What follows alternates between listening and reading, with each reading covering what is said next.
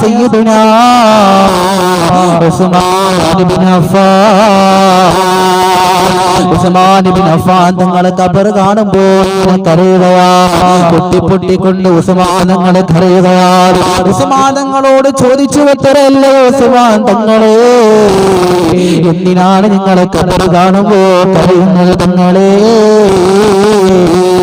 ഉസ്മാൻ തങ്ങൾ അവിടെ നിന്ന് പറഞ്ഞു, ഈ ഖബറെങ്ങാനും രക്ഷപ്പെട്ടു പോയാ പിന്നെ ബാക്കിയുള്ള രക്ഷപ്പെട്ടു.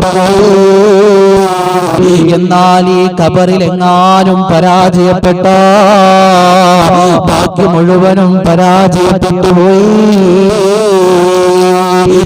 പുഴുക്കളും താവളം പെരുത്തുണ്ടതിൽ സന്തോഷമാണവകൾക്ക് നീ ചൊല്ലുന്നതിൽ.